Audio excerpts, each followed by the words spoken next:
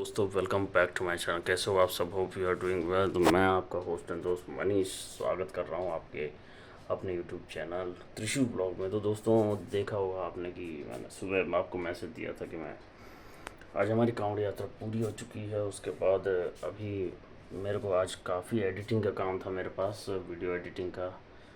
और क्योंकि मेरे तीनों ब्लॉग आज डलने थे यूट्यूब पे, मेरा वादा था आपसे कि मंगलवार की रात को मैं डाल दूँगा। तो मैंने रविवार वाला व्लॉग डाल दिया है, अभी सोमवार वाला व्लॉग डाल दिया है, और अब ये मैं मंगलवार का आधा वीडियो तो थोड़ा सा अब शूट हो चुका है, बाकी अब मैं ये अभी डाल रहा हूँ। ठीक है, तो गाइस कांवर यात्रा संपन्न हो चुकी है, पूरी हो चुकी है। ठीक है, देखिए भगवा में मेरा टी शर्ट अभी भी है, तो मैंने भगवा टी शर्ट आज धारण की है क्योंकि आज शिवरात्रि है। तो दोस्तों एक मिनट, तो मैं ये कह रहा था कि कांवर यात्रा 2026 हमारी पूरी हो चुकी है। ठीक है, अब हम निकले थे शनिवार की रात को।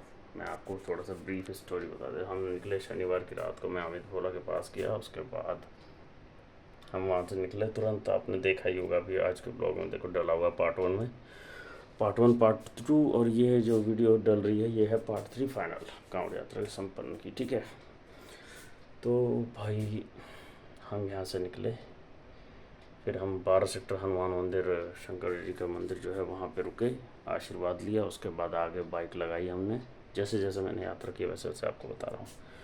उसके बाद हमने थोड़ी सी आगे हम बाइक लगाते हैं, बाटा मेट्रो स्टेशन के ठीक सामने हम बाइक लगाते हैं, डबल स्टैंड पे लगा के। उसके बाद पूरी बाइक को पहले सेटअप करते हैं। ठीक है, अपना बैग हमने सेट किया मौसम के हिसाब से। अगर मौसम वैसा रहता है तो हम बैग के ऊपर पॉलीथीन लगा लेते हैं, नहीं तो बैग को ऐसे ही। तो मौसम ठीक था तो हमने बैग को ऐसे ही पैक किया। उसके बाद वो जो बिछाने वाली पॉलीथीन है हमारी, वो बड़े काम आती है, वो मैंने पैक किया। उसके बाद रबड़ सी थी बांधने वाली, वो हमने लगाई। ठीक है, वो लगाने के बाद फिर कंबल रखा सीट पे, भैया बैठ के आराम से फिर वहाँ से जय भोले के बोलते हुए मैं और अमित भोला निकले हैं। ठीक है, तो तकरीबन हम वहाँ से निकले तो 10 बजे ही निकले थे, 10 बजे निकले। उसके बाद फिर हम पहुँचे हैं 12 बजे के आसपास हम पहुँचे, पौने 12 बजे के आसपास लोनी के पास पहुँचे हम। ठीक है, वैशाली से थोड़ा सा आगे। उसके बाद दोस्तों फिर हमने वहाँ पे मिनट मेड पल्पी ऑरेंज पिया, छोटा छोटा 2, क्योंकि हम चाय नहीं पीते उस टाइम। ठीक है, फिर वहाँ से हमने करवट ली, फिर वहाँ से सीधा निकले हम मेरठ। तो मेरठ में भाई साहब वो जाम लगा कि नानी याद आ गई। मैं आपको बताऊँ, वीडियो शूट तो नहीं हुआ क्योंकि वीडियो शूट अमित भोला ने उस टाइम किया नहीं, जो कि करना था। और क्या कहते हैं कि जाम इतना भयंकर था ना दोस्तों, मैं आपको क्या ही बताऊँ। तकरीबन 2.5 घंटे का जाम था। उसके बाद वो खुला तब हम आगे गए। फिर मेरठ में क्या हुआ कि मेरठ में भाई कुछ ऑनलाइन कुछ ट्विटर पे पंगा चल रहा था, तो इसलिए वहाँ के ढाबे हाबे बेचारों के बंद कर रखे थे भाई, वो सेल नहीं कर पा रहे थे। और ना वहाँ पे कांवड़ियों को रुकने दिया जा रहा था चौक पे, जो मेरठ का जो वो हाईवे एंड होता है ना, वहाँ पे नीचे में चौक है। तो फिर वहाँ से भी हम लोग आगे निकले। तो फिर क्योंकि हम लोग थक चुके थे, हमें रेस्ट लेना था, लोनी के बाद हम रेस्ट ही नहीं ले पा रहे थे। तो उसके बाद फिर हम और आगे निकले, और आगे तकरीबन 5-6 किलोमीटर निकले, तब जाके लेफ़्ट साइड में हमें फिर एक दुकान मिली। तब वहाँ पे शॉप पे हमने रुक के फिर चाय वगैरह पी, एक चिप्स का पैकेट लिया, वो खाया। ठीक है, उसके बाद अमित भोला का जो एक वो होता है ना स्वापी, वो वहीं रह गई। तो जब वो रास्ते में चल गया तो कह रहा है कि वो स्वापी वहीं रह गई। तो मैंने बोला कोई बात नहीं, मोड़ लेता हूँ, ले लेते हैं। तो कहता नहीं कोई बात नहीं, आगे ले लेंगे। नहीं, मैंने बोला ठीक है। फिर आगे हमने उसकी एक स्वापी ली, फिर स्वापी लेके हम आगे निकले, और मेरठ से आगे और निकलते गए। फिर दोस्तों जो मुझे एक चीज़ गलत लगती है, मैं आपको बोलता हूँ, देखो सारे कांवड़िया भाई मेरी बात को बुरा मत मानना, थोड़ा दिमाग से सोचना।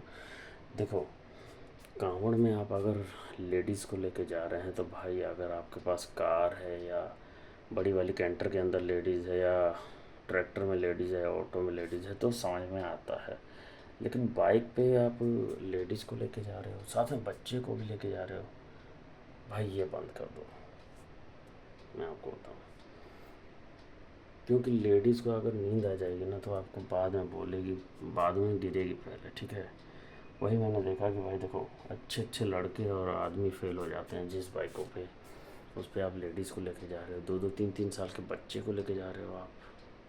ये चीज़ बंद कर दो भाई, बच्चों को मत लेके जाओ, इतने छोटे बच्चों की, वो कैसे सरवाइव कर पाएंगे भाई। इतने धूप में हम खड़े थे जाम में, मैं आपको बताऊँ दिन में ना इतना तगड़ा जाम था, मैं आपको बताऊँ। फिर जब वहाँ पे एक लेडीज़ का एक्सीडेंट हुआ था और शायद उसका पैर वैर टूट गया था कुछ, और खून बिखरा हुआ था रोड पे, तो अमित भोला ने तो देखने की हिम्मत ही नहीं की।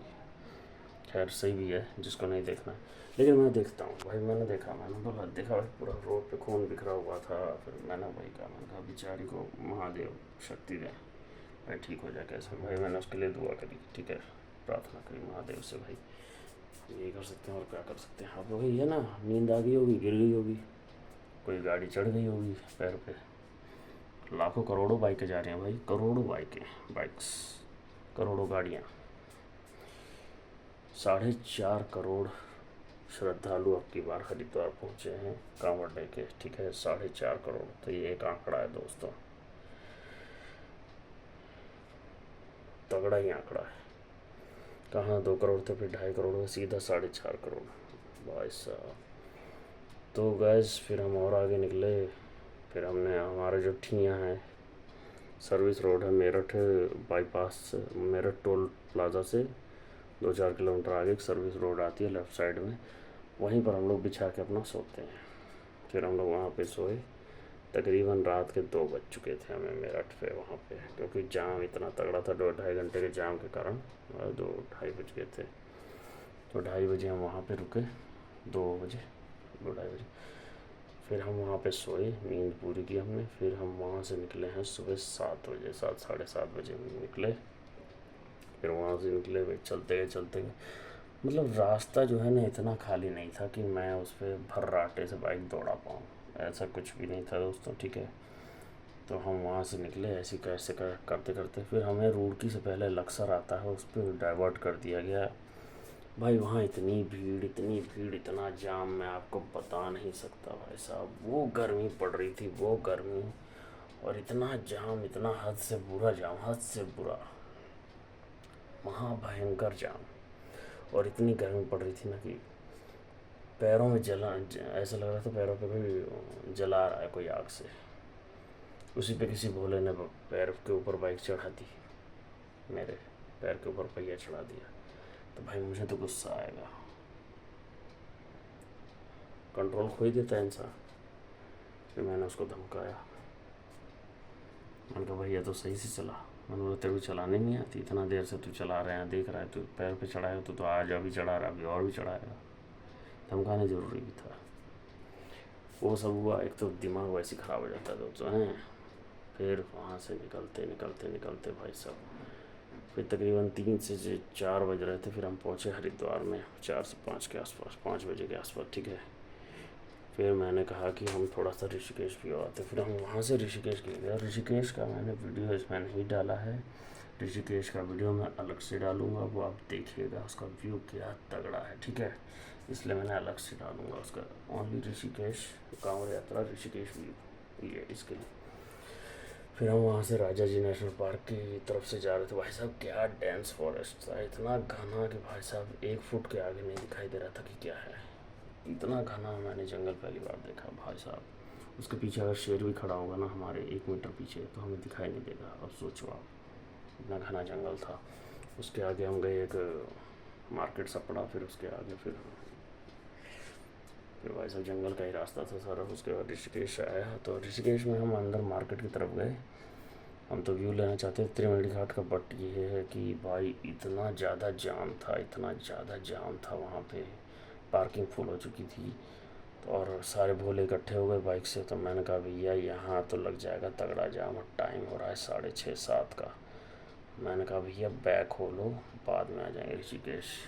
और आपको एक बात बता दूँ, कांवड़ यात्रा में कभी भी ऋषिकेश ना जाइएगा, ठीक है। अगर जाना है ना तो कांवड़ यात्रा की जल डेट से कम 1 हफ्ते पहले जाइएगा, बीच में 1-2 दिन पहले मत जाइएगा, बहुत निराशा हो जाएगा, बहुत दिक्कत में फंस जाओगे भाई साहब। मैं आपको बताऊँ, बहुत दिक्कत में फंस जाओगे।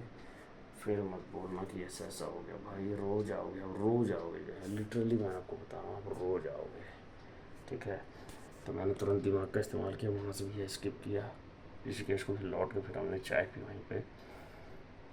चाय उतनी खास तो नहीं थी, लेकिन हम भाई रुके थे तो चाय तो हो ही जाता है दोस्तों, ठीक है। फिर वहाँ से निकले, फिर हम वापस हम हरिद्वार गए। अब हरिद्वार के अंदर एंट्री करना ना बच्चों का खेल नहीं है भाई, बच्चों का खेल है ही नहीं। हरिद्वार आपके सामने खड़ा है, हर की पौड़ी सामने, लेकिन आप रुक ही नहीं सकते, उतर ही नहीं सकते। फिर अब मैंने कैसे कैसे कैसे कैसे करके, जो वहाँ पे जो त्रिशूल है बड़ा सा, उसके पास पार्किंग थी, पार्किंग में फिर बाइक लगाई।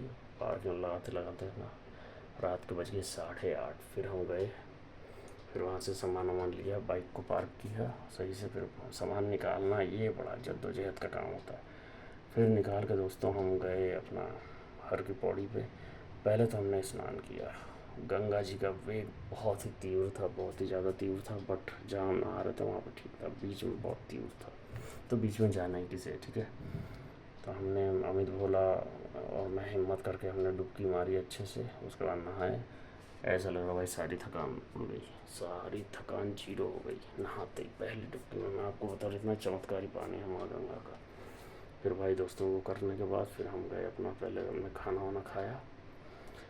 खाना खाया फिर भैया होटल का जो दिक्कत है ना, वो होटल की बहुत दिक्कत हुई। होटल हमें नहीं मिला जहाँ हम जाते थे वहाँ। मैंने उसको बोला, मैंने बोला भाई हमारे पाँव तो यहीं आते हैं। तो पता उसने क्या जवाब दिया? उसने ये बोला कि भाई यही पाँव आपके वापस भी चले जाएंगे यहाँ से, ये पाँव वापस भी जा सकते हैं। तो उसका जो बोलने का अंदाज़ था ना, वो बहुत गलत लगा मुझे। मैं चाहता था उसका मुंह तोड़ जवाब उसको दे सकता था, लेकिन मैंने ऐसा किया नहीं। मैंने बोला चल ठीक है दोस्त, कोई बात नहीं। फिर हमने बहुत सारे सर्च किए, अंधाधुन लूट मार चल रही थी भाई साहब पैसों की। मतलब पैसा आपके पास ज़्यादा है तो आप रुक सकते हो, नहीं तो नहीं रुक सकते हो किसी भी।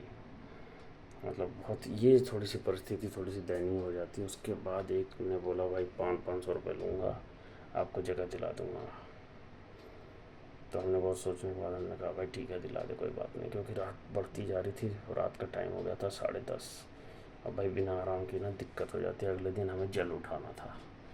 फिर हम पटरी पार करके उस साइड में गए, एक कृष्णा होटल है कुछ करके, तो भाई वहाँ पे बढ़िया गद्दा मिल गया हमें और बढ़िया पंखा था। तो हम आराम से हम सोए उस पर रात भर। और सुबह 10 बजे का चेकआउट था।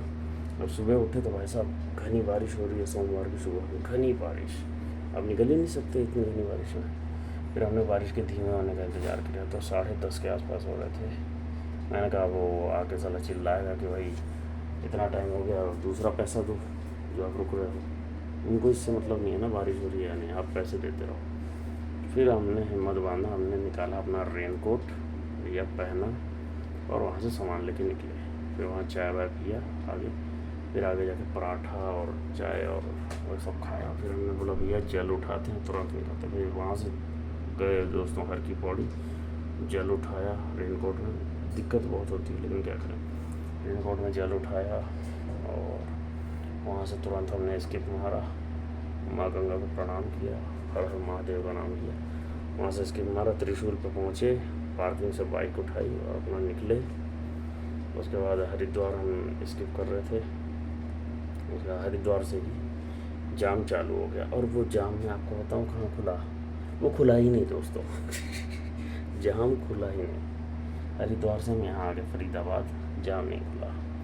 यहाँ थोड़ा सा आप 2 किलोमीटर चला रहे हो, उसके बाद फिर ब्रेक मार रहे, 1 किलोमीटर चला रहे, फिर पूरा ब्रेक, फिर 1 किलोमीटर, फिर पूरा ब्रेक, फिर आधा किलोमीटर पूरा ब्रेक। ऐसे करते करते ना बाइक ब्रेक मारते मारते ना मेरे हाथ में ना दर्द हो गया दोस्तों। मैं आपको बताऊँ, अगर घूसा मार दूँ ना तो टूट जाएगा कुछ भी, पत्थर हो गया है ब्रेक मारते मारते मारते मारते। मुझे तो लगता है ब्रेक शू ही घिस गए होंगे पूरे, इतना ज़्यादा ब्रेक लगा है।